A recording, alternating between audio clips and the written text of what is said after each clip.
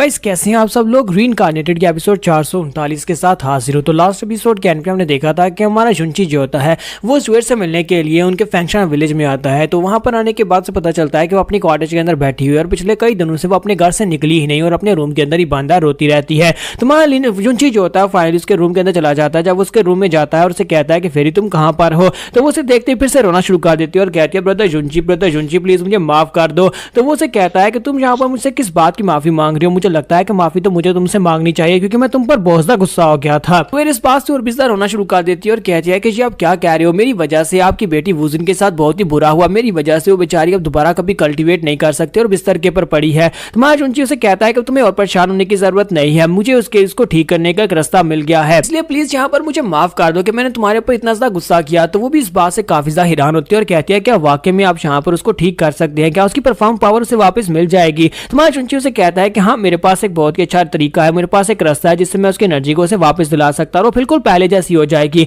इसलिए तुम यहाँ पर अगर चाहो तो तुम मेरे साथ वापस आ सकते हो, तुम मेरे साथ मेरे घर वापस चलो। जुंची उसे अपने साथ वापस जाने के लिए मना लेता है। तो उसे कहती है क्या वाकई मैं तुम्हारे साथ रह सकती हूँ, क्या मैं हमेशा तुम्हारे साथ रह सकती हूँ, क्योंकि मैं हमेशा के लिए तुम्हारे साथ ही रहना चाहती हूँ। तुम्हारा जुंची कहता है हाँ क्यों नहीं, जब तक तुम मेरे साथ रहना चाहती हो तब तक तुम मेरे साथ रह सकती हो। चलो फिर ठीक है, हम लोग यहाँ से चलते हैं और वो लोग वहां से बाहर निकलते हैं। तो बाहर निकलने के बाद जब वो बाहर आते हैं तो वहां पर उन्हें बाहर आने के बाद पता चलता है कि उनकी जो पूरी फैंक्शन विलेज था उसके इर्द जो एक वॉल थी, यानी कि एक प्रोटेक्शन बैरियर था जो कि फिनिक्स गार्ड ने उनके पूरे के पूरे एरिया के इर्द गिर्द यहाँ पर बनाया हुआ था ताकि इनको यहाँ पर प्रोटेक्शन मिलती रही, लेकिन वो अचानक से खत्म हो जाता है। तो मास्टर ऑफ फैंक्शन जो होते हैं वो बाहर खड़े होते हैं और वो लोग सभी लोग सोच रहे होते हैं कि अचानक से क्या हो गया, हमारे फिनिक्स गार्ड ने यहाँ पर उस बैरियर को क्यों हटा दिया है। तो जुएर कहती है कि मुझे लगता है कि मास्टर ऑफ फैंक्शन इस बात से बहुत ज्यादा गुस्सा है क्योंकि जुंची जो है उसकी पावर उसे वापस मिल गई है, लेकिन ये उनसे बहुत ज्यादा नाराज है इसी वजह से। तुम्हारा जुंची कहता है कि मुझे लगता है कि मेरी वजह से यहाँ पर गुस्सा है क्योंकि मैंने उसके ऊपर बहुत ज्यादा गुस्सा किया था, उसने यहाँ पर मेरी इजाजत के बिना मेरी बेटी की पावर्स मेरी बॉडी के अंदर डाल दी थी। उसी के साथ एक और लड़का बाहर से भागता हुआ वहां पर आता है और कहता है कि विलेज चीफ एक बहुत ही बुरी खबर है, आपको पता है कि हमारे गिर्द हमारे गांव के पास जो बैरियर था वो खत्म हो चुका है और हमारे गांव के अंदर बहुत सारे बीस्ट घुस आए हैं, बीस्ट जो कि बिजर्क हो चुके हैं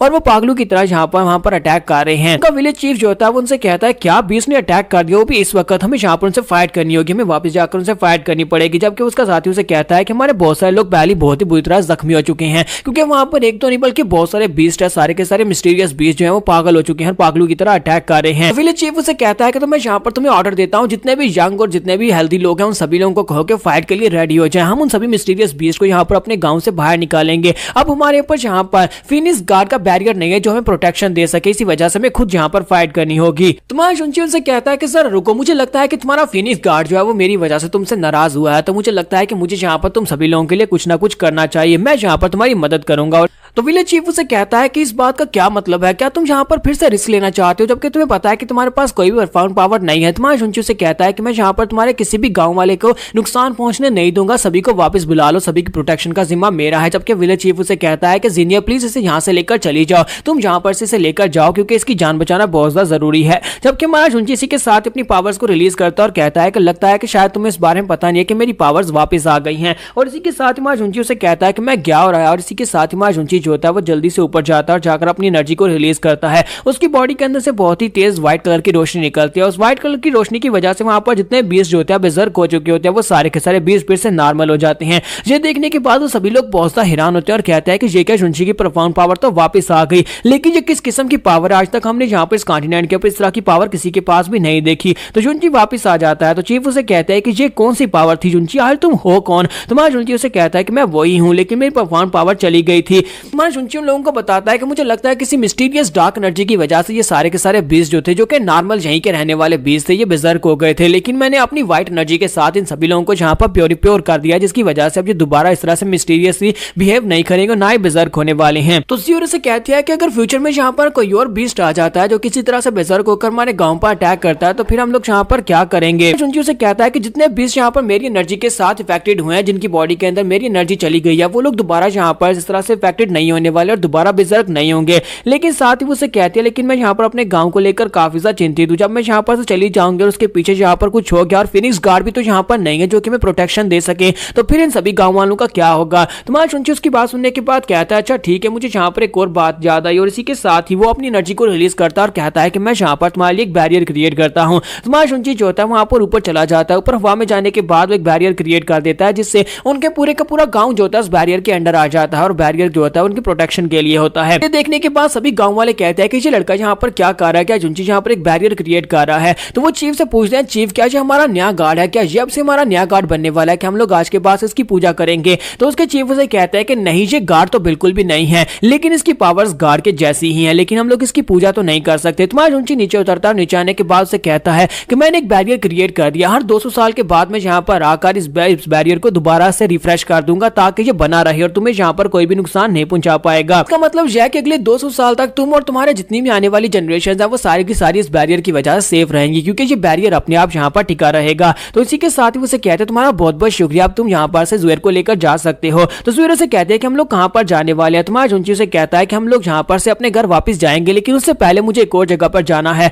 मुझे कैंगशुई आइलैंड के ऊपर जाना है जहाँ पर एक मिस्टीरियस केव है, मुझे उसको विजिट करना है। तो वो उसे कहते हैं लेकिन हम लोग वहाँ पर क्यों जा रहे हैं। तो वो कहता है वहीं पर जाकर पता चलेगा। और माया जुंची उसे पकड़ता है, वहाँ पर से लेकर सीधा उस क्लिफ के ऊपर चला जाता है। उस क्लिफ के ऊपर पहुंचने के बाद माया जुंची वहाँ पर नीचे देखता है तो वहाँ पर से वाकई में बहुत ही पावरफुल डार्क एनर्जी निकल रही होती है। तो वो उसे कहती है कि ये कौन सी जगह और जहाँ पर इस क्लिफ के अंदर से इतनी खतरनाक एनर्जी क्यों निकल रही है। तो माया जुंची कहता है कि एक बार मैं इस जगह के अंदर गिर गया था और उसके बाद मुझे यहाँ पर से काफी फॉर्चून मिली थी और मुझे यहाँ पर काफी डार्क एनर्जी भी पता चली थी। मुझे लगता है कि मुझे नीचे जाकर ही पता करना होगा, क्योंकि जितने बर्ज़र्क बीस्ट हैं उन सभी की डार्क एनर्जी इस डार्क एनर्जी के साथ बहुत ज्यादा रिलेटेड है। तो जुएर उसे कहती है कि मैं भी तुम्हारे साथ वहां पर नीचे चल सकती हूँ, लगता है ये बहुत ज्यादा खतरनाक है। तो जुंजी कहता है नहीं तुम मेरे साथ नहीं चल सकती, मैं खतरे वाली जगह पर तुम्हें अपने साथ लेकर नहीं जाऊंगा, तुम्हें यहीं पर रुकना होगा। और माया जुंची खुद वहां पर उस क्लिफ से नीचे छलांग लगा देता है। तो वहां पर नीचे उतरने के बाद जैसे वो लैंडिंग करता है तो बीस्ट जो होते हैं वो सभी लोग उसकी तरफ देखते हैं और सभी वहां पर बर्ज़र्क बीस्ट होते हैं, सभी डार्क एनर्जी के साथ इफेक्टेड होते हैं।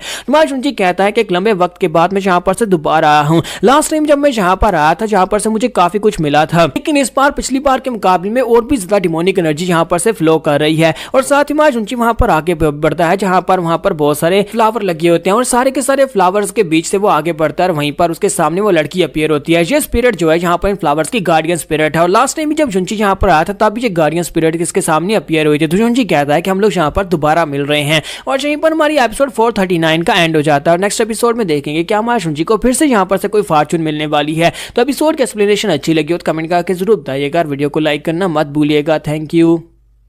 तो गाइस कैसे हैं आप सब लोग, रीइंकार्नेटेड के एपिसोड 440 के साथ हाजिर हो। तो लास्ट एपिसोड के एंड पे हमने देखा था कि हमारा जुंची जो था उस क्लिफ से नीचे छलांग लगाता है जहां पर पहले भी वो एक बार जा चुका है। वहां पर नीचे जाने के बाद उसे फिर से वही लड़की दिखाई देती है जो कि उन डबरा फ्लावर्स के बीच में होती है और वो वहां पर उसके सामने अपीयर होती है। तो उसे कहता है कि हम लोग दोबारा यहाँ पर एक दूसरे से मिल रहे हैं, लेकिन वो लड़की पहले भी उससे कोई बात नहीं करती थी और आज भी यहाँ पर उससे कोई बात नहीं करती। तुम्हारा जुंची उसे कहता है कि मुझे लगता है कि यहाँ पर 6 साल हो चुके हैं, 6 साल के बाद मैं यहाँ पर तुमसे मिलने के लिए आया हूँ। मैंने लास्ट टाइम भी तुमसे कहा था कि तुमसे मिलने के लिए आता रहूंगा, लेकिन नहीं आ पाया, लगता है कि तुम मुझसे गुस्सा हो। फिर साथ ही उसे कहता है क्योंकि मैं यहाँ पर बहुत ही जरूरी काम करने के लिए बहुत ज्यादा बिजी हो गया था, इसी वजह से मैं तुमसे मिलने के लिए नहीं आ पाया। 6 साल पहले तुमने यहाँ पर मुझे डार्क सीड की पावर दी थी जिसकी मदद से मैंने यांटियान वेंटियान को हरा पाया था और अब यहाँ पर फिर से मुझे तुम्हारी जरूरत पड़ी है। उस वक्त तुमने यहाँ पर मेरी जान बचाई थी जिसके साथ मैंने पूरी दुनिया को बचा लिया था, लेकिन असल में तो यहाँ पर असली बेनिफैक्टर तुम। और साथ ही उसे कहता है कि तुमने मुझे अपने पास एक उडम्बरा फ्लावर भी दिया था जिसकी मदद से मैंने अपनी मास्टर की मदद की थी। मां जुंची से कहता है कि लास्ट टाइम भी मैं यहाँ पर आया था उस वक्त भी तुम यहीं पर थी और आज जब मैं यहाँ पर वापस आया तुम अभी भी यहीं पर हो। तो तुम्हारी इस हालत को देखने के बाद मुझे ऐसा लगता है कि तुम इस एरिया को छोड़कर नहीं जा सकते और स्पेशली तुम सिर्फ और सिर्फ इन फ्लावर्स वाले एरिया के अंदर ही रह सकती हो, तुम इससे भी ज्यादा बाहर नहीं निकल सकती, यानी कि तुम डार्क शैडोज वाले एरिया में नहीं जा सकती। तो वो इसकी बात सुनने के बाद आंखें से सार हिलाती है। तुम्हारा जुंची जो होता है उस बात को समझ आता है। फिर साथ ही उसे कहता है कि मुझे लगता है कि पिछले कई सालों से तुम यहाँ पर अकेली रह रही हो और यहाँ पर अकेले रहकर तुम काफी ज्यादा उदास हो गई होगी और ये बहुत ज्यादा उदास करने वाली बात है कि आप यहाँ पर अकेले रहते हो और आपके पास कोई भी ना हो। जुंची उसे कहता है कि 6 साल पहले मैंने तुम्हें अपना नाम बताया था कि मेरा नाम जुंची है, लेकिन तुमने मुझे आज तक अपना नाम नहीं बताया, तो क्या तुम मुझे अपना नाम बताओगे कि तुम्हारा नाम क्या है। तो वो उसे आगे से इशारा करती है जैसे उसका कोई नाम ही नहीं है। तुम्हारा जुंची उसे कहता है कि अब जबकि तुम यहाँ पर इस डार्क जगह के ऊपर रहते हो तो फिर ठीक है, मैं तुम्हें यहाँ पर एक प्यारा सा नाम देता हूँ, मैं तुम्हें आज के बाद से यहाँ पर यूएर कहूंगा। तो क्या तुम्हें तुम्हारा ये नया नाम पसंद आया। तो वो इस बात से काफी ज्यादा खुश होती है जब किसी के साथ मेरे जुंची को वहां पर अपना पास याद आता है। लास्ट टाइम जब उसे होंगेर मिली थी तो होंगेर को भी उसने वहां पर एक नाम दिया था, वो लड़की जो कि वहां पर तलवारों को खाती थी, जो कि उसकी स्पेशल स्पिरिट थी और उसकी तलवार की स्पिरिट भी थी और उसको उसने होंगियर का नाम दिया था और वो अपना नाम सुनने के बाद उस दिन बहुत ज्यादा खुश हुई थी। मां शुंची जो होता है सेम बात को यहाँ पर याद कर रहा होता है। शुंची जो होता है वो यूएर से पूछता है कि मुझे एक बात बताओ, क्या तुम उस लड़की को जानती हो, वो लड़की जिसे मैं होंगियर कहता था और लास्ट टाइम वो मेरे साथ ही जहाँ पर आई थी, क्या तुम उसको जानती हो। तो वो उसे कहती है कि नहीं, मैं उस लड़की के बारे में कुछ भी नहीं जानती। हालांकि होंगियर की शक्ल इस लड़की से बहुत ज्यादा मिलती जुलती है, दोनों की शक्ल बिल्कुल सेम टू सेम है। शुंची कहता है कि जब मेरी मास्टर मोली यहाँ पर से चली गई थी, जाने से पहले उसने मुझे कहा था कि मुझे होंगियर का बहुत अच्छे से ध्यान रखना होगा, लेकिन अफसोस कि मैं उसका ध्यान भी नहीं रख पाया। मेरे मरने के बाद मैं रीइंकार्नेट तो हो गया हूँ, लेकिन अफसोस कि वो बेचारी रीइंकार्नेट नहीं हो पाई, वो मेरे साथ यहाँ पर वापस नहीं आ पाई। आसपास कितने सारे लोग थे जो लोग मेरे पास से चले गए, मैं उन सभी से बहुत ज्यादा प्यार करता था, लेकिन एक एक करते वो सभी लोग मुझसे चले गए। फिर साथ ही उसे कहता है कि मैं तो यहाँ पर तुमसे मिलने के लिए आया था और मैं यहाँ पर तुम्हें अपनी अनहैप्पी स्टोरी सुनाना शुरू कर दी। मैं यहाँ पर तुमसे इस बारे में बात करने वाला था कि तुम यहाँ पर होंगियर से कितनी ज्यादा सिमिलर दिखती हो, तुम बिल्कुल उसके जैसी दिखती हो। और इसी के साथ उसकी बात सुनने के बाद ज्वेट जो होती है वो आगे बढ़ती है। वहां पर पहले उसे कुछ कहने लगती है, लेकिन क्योंकि वो बात नहीं कर सकती, इसी के साथ ही वो आगे बढ़ती है, जाकर उसका हाथ पकड़ लेती है। तो होंगियर हमारे जुंची का हाथ पकड़ती है, उसे लेकर ऊपर हवा में उड़ती है और इसी के साथ उसके हाथ के ऊपर एक तलवार का निशान एक्टिवेट हो जाता है और इसी के साथ ही ज्वेट को वहां पर एक झटका लगता है और वो बेहोश हो जाती है। तुम्हारा जुंची उसे कहता है कि ज्वेट क्या तुम ठीक हो?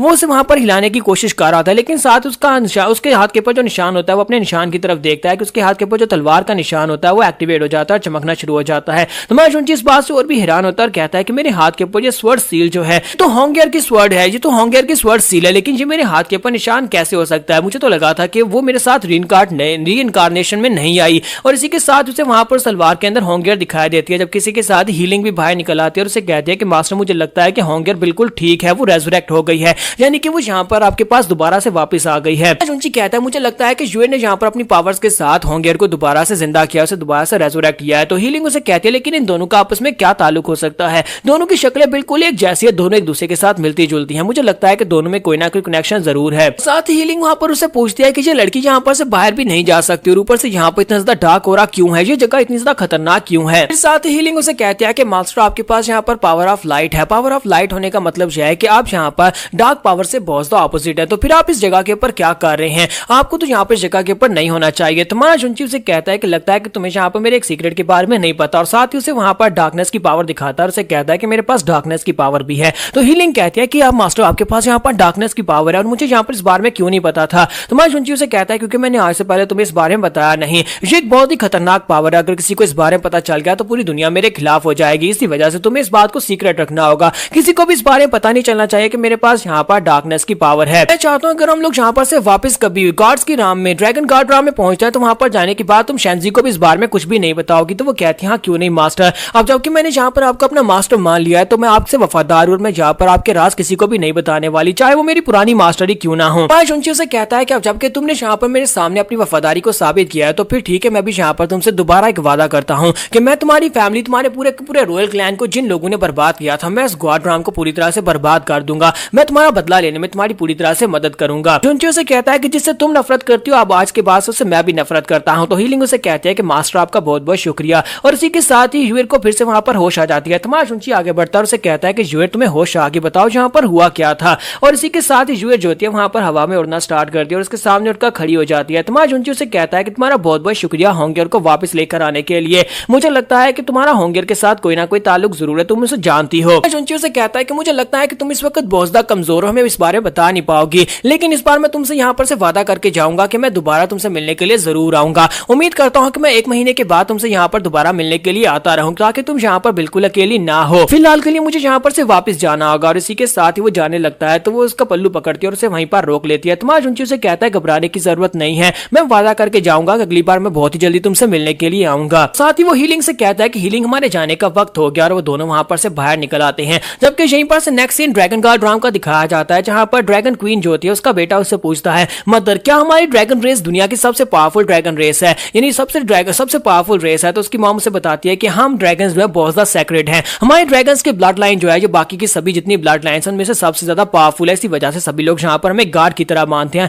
और हमारी फैमिली की बहुत ज्यादा इज्जत करते हैं। उसका बेबी उससे पूछता है कि मदर तो फिर मेरे फादर जो है वो भी बहुत ज्यादा पावरफुल होंगे ना, वो तो एक बहुत ही पावरफुल ड्रैगन गार्ड होंगे? तो उसकी मदर उसे बताती है नहीं, तुम्हारे डैड जो है वो एक आम इंसान है जो कि लोअर दुनिया से यहाँ पर आए थे, लेकिन तुम्हें यहाँ पर इस बारे में सोचने की जरूरत नहीं है, तुम्हारे डैड जो है ड्रैगन रेस से भी ज्यादा बेहतर है, वो इनसे भी ज्यादा महान और बहुत ज्यादा पावरफुल है। बेबी उसे कहता है तो फिर मैं अपने डैड से कब मिल पाऊंगा, मैं देखना चाहता हूँ कि मेरे डैड कितने ज्यादा औसम है। तो उसकी मदर उसे कहती है कि बहुत ही जल्दी, सिर्फ 7 साल बचे हैं, 7 साल के बाद तुम यहाँ पर इस दुनिया में आ जाओगे और उसके बाद से तुम अपने डैड से मिल पाओगे। तो उसका बेबी उसे कहता है कि अब तो मैं यहाँ पर और भी जल्दी से बड़ा होना चाहता हूँ, जब मैं बड़ा हो जाऊंगा तब मैं अपने डैड से मिलूंगा। तो उसकी मॉम उसे कहती है कि हाँ तुम्हारे डैड वाकई में बहुत ज्यादा औसम है, तुम्हारे डैड की वजह से सिर्फ और सिर्फ 7 साल और रह गए और उसके बाद मैं इस सीक्रेट फॉरबिडन एरिया को छोड़कर निकल सकती हूँ, मैं यहाँ पर से आजाद हो जाऊंगी और तुम भी यहाँ पर मेरे साथ यहाँ पर से आजाद हो जाओगे। यहाँ पर हम लोग अपने एपिसोड 440 का एंड करेंगे। एपिसोड की एक्सप्लेनेशन अच्छी लगी हो तो कमेंट करके जरूर बताइएगा और वीडियो को लाइक करना मत भूलिएगा। Thank you. तो गाइस कैसे हैं आप सब लोग, रीइंकार्नेटेड के एपिसोड 441 के साथ हाजिर हूं। तो लास्ट एपिसोड के एंड पे हमने देखा था कि ड्रैगन क्वीन जो होती है वो अपने बेबी को बता रही होती है कि सिर्फ 7 साल और रह गए और उसके बाद हम यहाँ पर से आजाद हो जाएंगे। तो इस एपिसोड की शुरुआत में उसका बेबी पूछता है क्या वाकई में 7 साल के बाद आप मुझे फादर के पास लेकर जाएंगे और मैं फादर को देख पाऊंगा। तो उसकी मदर उसे कहती है कि हाँ मेरे बच्चे, तुम अपने डैड को देख पाओगे और तुम देखोगे तुम्हारे डैड जो है वो कितने महान इंसान है। इसी के साथ उन्हें वहां पर ड्रैगन एम्पर दिखाई देते हैं। तो ड्रैगन एम्पर जो होते हैं वहां पर उसके सामने लैंडिंग करते हैं। तो ड्रैगन क्वीन उसे कहती है कि तुम यहाँ पर इतनी बुरी हालत में क्यों हो, लगता है कि तुम यहाँ पर ईस्टर्न गार्ड टेरिटरी से वापस आए हो, क्या वहां पर कुछ बुरा हुआ है। तो ड्रैगन गार्ड उसे कहते हैं कि हाँ वहां पर काफी कुछ बड़ा हुआ है। क्या तुम्हें पता है कि 3 साल पहले यहाँ पर एक जानशन कॉन्फ्रेंस हुई थी, यानी कि गार्ड बैटलिंग कॉन्फ्रेंस हुई थी, जिसमें हम लोगों ने 1000 नए डिसाइपल्स को चूज किया था और उन्हें वहां पर ट्रेनिंग के लिए भेजा था। सभी को इटर्नल स्काई पर्ल के अंदर भेजा गया था जहां पर से वो कल्टीवेट करके वापस आ सके और सभी लोग अपनी कल्टीवेशन कंप्लीट करके अब वापस आ रहे हैं। ड्रैगन क्वीन उसे कहते हैं तो फिर क्या क्या उनमें से कोई यहाँ पर हायर लेवल तक पहुंच पाया या नहीं। ड्रैगन गार्ड उसे कहते हैं कि हाँ क्यों नहीं, रिजल्ट्स तो वाकई में बहुत ज्यादा हैरान करने वाले थे। उनमें से टोटल जो थे वो 19 डिवाइन मास्टर्स लेवल तक पहुंच पाए हैं, जबकि उनमें से 700 जो है वो मिड डिवाइन लेवल तक पहुंच पाए हैं। तो ड्रैगन क्वीन उसे कहते हैं कि इसका मतलब यह कि इटर्नल स्काई पर्ल ने यहाँ पर अपना काम पूरा किया है और उन सभी बच्चों को यहाँ पर बहुत ज्यादा पावरफुल बनाकर वापस भेजा है। स्टार गार्ड के लोग हमेशा इस तरह की अगर पावर उनके पास होती तो वो सिर्फ और सिर्फ अपने लिए यूज करते क्योंकि वो बहुत ज्यादा सेल्फिश हैं। तो ड्रैगन गार्ड उसे कहते हैं हाँ ये बात वाकई में सच है, सिर्फ और सिर्फ स्काई गार्ड के लोग ही ऐसे हैं जिनके एम्बिशंस ऐसे हैं कि वो दूसरों को ट्रेन करना चाहते हैं और दूसरों को स्ट्रॉन्ग बनाना चाहते हैं। ड्रैगन गार्ड उसे कहता है कि हालांकि हम लोगों ने यहाँ पर जितने नए बच्चे प्रोड्यूस किया वो सारे के सारे डिवाइन राम में हैं, लेकिन इसके बावजूद हम लोगों ने यहाँ पर इवल इन्फेंट बेबी की वजह से जितना नुकसान झेला है वो इससे भी बहुत ज्यादा है। और अगर यहाँ पर अभी वो जो ब्लैक आउट हो जाता है, यानी कि वो क्रिम्सन लाइट जो है वो क्रैक जो है वो ज्यादा बढ़ जाती है और वहां पर से जो बहुत ही पावरफुल डार्क एनर्जी है वो निकल आती है, तो मुझे नहीं लगता कि स्काई गार्ड राम उनके सामने टिक पाएगी। तो ड्रैगन क्वीन उसे कहते हैं कि मुझे लगता है कि इटर्नल स्काई गार्ड राम के जो लोग थे वो लोग यहाँ पर सिर्फ इसी मकसद के लिए उन्होंने 1000 बच्चों को इटर्नल स्काई पर्ल के अंदर भेजा था ताकि वो लोग यहाँ पर कोई ऐसा मिरेकल क्रिएट कर सके जैसे कि युनची था।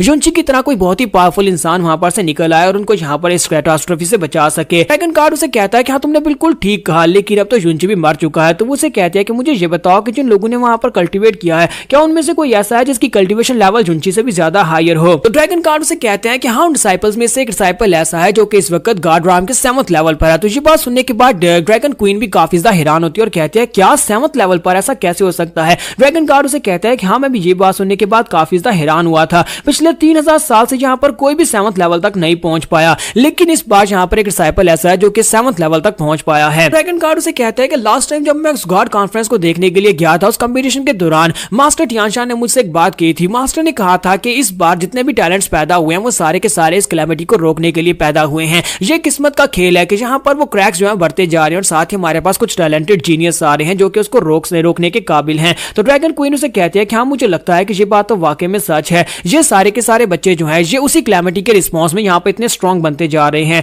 तो ड्रैगन गार्ड उसे कहता है कि हाँ ऐसी ही बात है और इसी के साथ ड्रैगन क्वीन उसे कहती है मैं चाहती हूँ कि जब यहाँ पर वो क्रैक्स ओपन होंगे और वहां पर से क्रिम्सन रेड कलर की एनर्जी निकलेगी और वहां पर से डार्क डेविल्स निकलेंगे, तो मैं चाहती हूँ कि तुम जाकर उनकी मदद करो, तुम्हें उनकी मदद करनी होगी, दूर खड़े रहकर तमाशा मत देखते रहना। तो वो कहता हाँ क्यों नहीं, मैं यहाँ पर उनकी मदद करने के लिए जरूर जाऊंगा। तुम्हें पता है कि हम ड्रैगन्स जो हैं ये हमेशा दूसरों की मदद में बिलीव करते हैं, यहाँ पर किसी को भी ये सब कुछ अकेले बर्दाश्त नहीं करने दूंगा। एक ड्रैगन गार्ड होने के नाते मैं यहाँ पर दूसरी राम्स की भी रक्षा करने का उत्तरदायित्व संभालता हूँ। ड्रैगन क्वीन इसी के साथ ही पीछे मुड़ जाती है और उसे कहते हैं कि मुझे लगता है कि बहुत ही जल्दी यहाँ पर कुछ बहुत ही बुरा और कुछ बहुत ही बड़ा होने वाला है और तुम्हें जाकर तैयारी करनी चाहिए। जाओ जाकर तैयारी करो क्योंकि तुम एक ड्रैगन गार्ड और तुम्हें यहाँ पर अपना वक्त जाया नहीं करना चाहिए बल्कि तैयारी करनी चाहिए। ड्रैगन गार्ड उसे कहते हैं हाँ क्यों नहीं, और इसी के साथ ही उसे कहते हैं तुम भी अपना ख्याल रखना, मैं जाकर अपनी तैयारी करता हूँ क्योंकि बहुत ही जल्दी यहाँ पर फाइट हो सकती है। और इसी के साथ ही ड्रैगन गार्ड जो होते हैं वहां पर से जाने लगते हैं, लेकिन जाने से पहले उसे कहते हैं कि ड्रैगन क्वीन तुम्हें पता है कि कितने सालों से मैंने यहाँ पर तुम्हारी ब्यूटी को नहीं देखा और आज मैं यहाँ पर देखना चाहता हूँ, क्या तुम यहाँ पर अपना कवर हटाकर मुझे दिखाओगे? पता नहीं यहाँ पर कवर का मतलब कपड़े है या फिर क्या कह रहे हैं।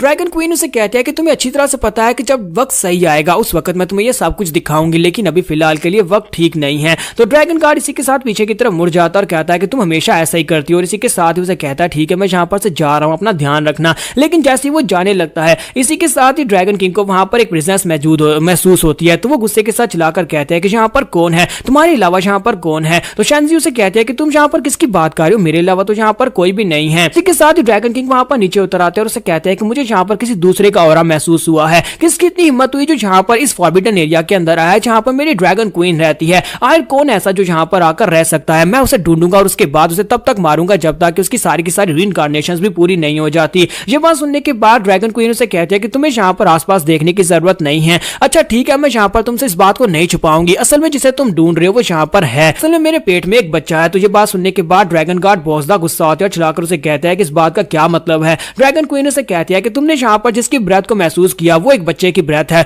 मेरे पेट में एक बच्चा है, मैं मां बनने वाली हूँ, इसी वजह से तुम्हें मेरी बात के ऊपर भरोसा करना होगा, मेरे पेट में वाकई में एक बच्चा है। ड्रैगन किंग बेचारे को तो यहाँ पर बहुत ही बड़ा झटका लगता है क्योंकि वो बेचारा तो यहाँ पर पिछले कई सौ सालों से यहाँ पर इससे प्यार करता है और इससे शादी करने के सपने देख रहा है, लेकिन इसने पहले किसी के साथ रंगरलियां मना ली है जिसकी वजह से अब ड्रैगन गार्ड बेचारा बहुत ज्यादा गुस्सा होने वाला है। तो ड्रैगन क्वीन उसे कहती है तुम्हें कितनी बार यहाँ पर तुमसे कहा है कि हम दोनों के दरमियान में जो रिलेशनशिप है वैसा कभी नहीं हो सकता जैसा तुम चाहते हो। मुझे अच्छी तरह से पता है कि जब पहली बार मैंने तुम्हारी जान बचाई थी उस दिन के बाद से तुम मुझसे शादी करना चाहते हो, लेकिन हम दोनों के दरमियान में ये बिल्कुल भी नहीं हो सकता। ड्रैगन किंग उसे कहते हैं कि लेकिन मुझे एक बात बताओ कि ये बच्चा किसका है, मैं ये जानना चाहता हूँ क्या है, अगर मैं नहीं तो फिर कौन था। ड्रैगन क्वीन उसे कहते हैं कि मुझे लगता है कि तुम्हें सवाल का जवाब पहले से पता है कि तुम उसकी प्रेजेंस को महसूस कर रहे हो। तो वो कहता है कि मैं यहाँ पर जुंची की प्रेजेंस को महसूस कर रहा हूँ। अब ये मत कहना कि तुमने एक जूनियर डिसाइपल के साथ यहाँ पर वो सब कुछ किया और उसके तुम्हारे पेट में उसका बच्चा है। तो वो कहती है हाँ मेरे पेट में जुंची का बच्चा है। और ये बात करने के बाद ड्रैगन गार्ड जो होता है वो चिल्लाकर उसे कहते हैं कि तुम ऐसा कैसे कर सकती हो, तुम जुंची के साथ ये कैसे कर सकती हो।